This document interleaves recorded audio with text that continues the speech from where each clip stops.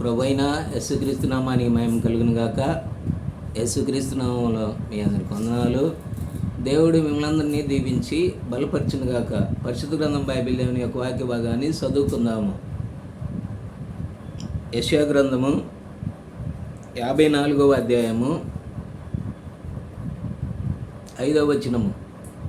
యెషయా గ్రంథము 54వ అధ్యాయము 5వ వచనము చదువుతూ ఉన్నాను, గమనించండి.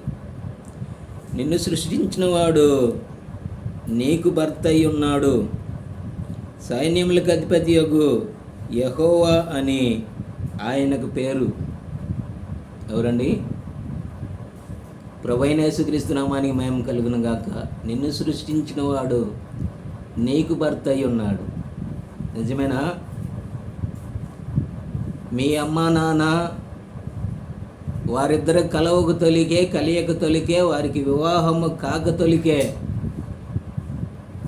ముందు ఆలోచన ఆయన యొక్క నిర్ణయములో నువ్వు నేను మనందరం ఉన్నాము కాబట్టి, ఆయన సృష్టికర్త కాబట్టి సృష్టించినాడు భూమి మీద నిన్ను, నన్ను, మనందరినీ. మరి మనల్ని సృష్టించిన వాడు మనకేమై ఉన్నాడు? భర్త అయి ఉన్నాడు. నిజమేనా? ఏనా ఆత్మీయ భర్త, అన్ని అవసరాలు తీర్చేవాడు. నువ్వు అడుగు, నేను ఇస్తా. నువ్వేడు అడుగుతావో దానిని నేను ఇవ్వటానికి సిద్ధంగా ఉన్నానని దేవుడు నీకు ఆజ్ఞాపించి సెలవిస్తున్నాడు. అడిగితే ఇస్తానన్నాడు, వెతికితే దొరుకుతానన్నాడు, తడితే తీస్తానన్నాడు. మరి అటువంటి దేవుణ్ణి నువ్వు అడగలేకపోతున్నావేమో. ఆయన నీ భర్త అయి ఉన్నాడు, ఆయన దేవుడై ఉన్నాడు, నిన్ను సృష్టించినాడు, పుట్టించినాడు. నీ అవయవాలని కొన్ని కనబడేవి చేసినాడు, కొన్ని కానరాని చేసినాడు. గుండెకాయ, లివరు, ఊపిరితిత్తులు అవన్నీ కూడా నీ శరీరంలో పెట్టి బయటికి కొన్ని కనబడేవి పెట్టినాడు, కానరాని లోపలి నీ బాడీలో ఉన్నాయి. మరి ఇవన్నీ సృష్టి చేసింది ఎవరు? ఈ నిర్మాణకుడు ఎవరండి? నీ దేవుడైన యెహోవా.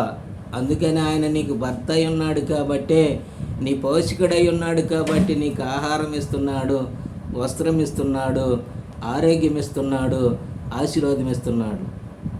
ఒకవేళ నువ్వు అనుకోవచ్చు, అదేందండి నేను పనికి వెళ్ళి సంపాదించుకుంటున్నాను అన్ని కాదు.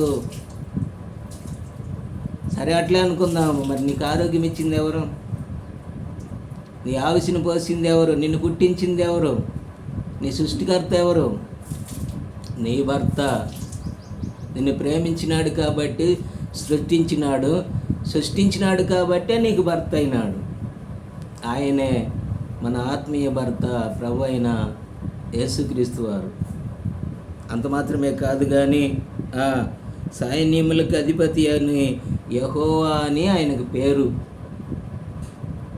ఏం పేరు మన భర్త పేరు?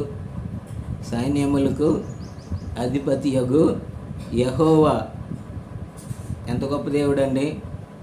నా జీవితంలో మనల్ని ప్రేమించిన సృష్టికర్త, సృష్టిని చేసి ఆ సృష్టిలో నువ్వు నేను ఉండాలని భూమి మీదకి నిన్ను నన్ను పంపించి మన పోషణ నిమిత్తము భూమి మీద అన్ని ఆహారం సిద్ధపరిచి మనకి ఆహారం ఇచ్చి, ఆరోగ్యం ఇచ్చి, ఆశీర్వాదం ఇచ్చి ఆయన మనల్ని ఎంతగానో దీవిస్తున్నాడు. కాబట్టి ఆ సృష్టికర్తను మర్చిపోక ఆయన ఎల్లవేళ ఆయన నామాన్ని మహిమపరుస్తూ, ఆయన నామాన్ని ఘనపరుస్తూ మనం ముందుకు నడిచినట్లయితే మనల్ని ఆయన ఎంతగానో దీవించి ఆశీర్వదించేవాడై ఉన్నాడు.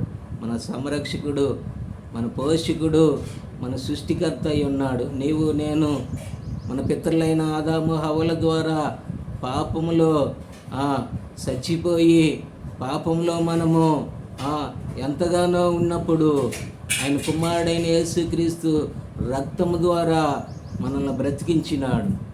నీవు నేను మరణానికి చేరువలో ఉంటున్న మనల్ని ఆయన ప్రేమించి, మనకు రావాల్సిన మరణాన్ని ఆయన భరించి ఆయన జీవాన్ని మనకిచ్చినాడు. కాబట్టే మనం నిత్య జీవము కలిగి ఉండాలని ఆయన ఇష్టపడ్డాడు. కాబట్టి ఆయన సేవకుల్లో ఉండి మనకి ఆయన వాక్యాన్ని ప్రకటింపజేస్తూ ఉన్నాడు. నిజంగా వినుడు ద్వారా విశ్వాసం కలుగుద్ది కాబట్టి దేవుని యొక్క వాక్యాన్ని గనక వింటే ఆ విన్నదాని ప్రకారం జీవించడానికి ఇష్టపడు. అప్పుడు నీవు నేను మనమందరము ఆశీర్వదించబడి దీవించబడతాము. నిత్యత్వం నిత్య జీవంలో ఉండటానికి అవకాశం ఉంటుంది. దేవుడు ఈ వాక్యాన్ని దీవించి బలపరచునుగాక. ప్రార్థన చేసుకుందాం. మహాపరిశుద్ధ తండ్రి, సర్వశక్తిమంతుడా యేసుక్రీస్తు ప్రభువా, ఉన్నత పరిశుద్ధ నామాన్ని బట్టి నీకు స్తోత్రములు నాయన. మా సృష్టికర్తగా, మా విమోచకుడుగా, మా దేవుడిగా మీరుండి, మా భర్తగా ఉండి, మాకన్నిటిని పోషించే దేవుడిగా ఉండి మాకు సమస్తాన్ని ఇస్తున్నందుకు నీ స్తోత్రములు నాయన. నీ బిడ్డలైన వారిని కూడా మీరు భూమి మీద సృష్టించి వారికి కావలసిన ప్రతి ఏవి ఆశీర్వాదం ఇచ్చి వారిని కూడా మీరు దీవిస్తున్నందుకు స్తోత్రములు నాయన. వారి కుటుంబాలని 30 60 100 దీవించి విశ్వాస క్రైస్తవ జీవితంలో వారిని బలపరిచి ఆశీర్వదించమని మా ప్రభువైన యేసుక్రీస్తు నామములో ప్రార్థించి అడిగి వేడుకొనుచున్నాం మా తండ్రి. ఆమేన్. దేవుడి బిడ్డలారా, ఈ వీడియోను కూడా షేర్ చేయండి, లైక్ చేయండి. ఈ పరిచర్య కొరకై మీరు ప్రార్థన చేయండి. మీ యొక్క కుడి చేతి యొక్క సహాయము ఈ పరిచర్య కొరకై అందించండి. దేవుడు మిమ్మల్ని దీవించి బలపరచునుగాక. ఆమేన్.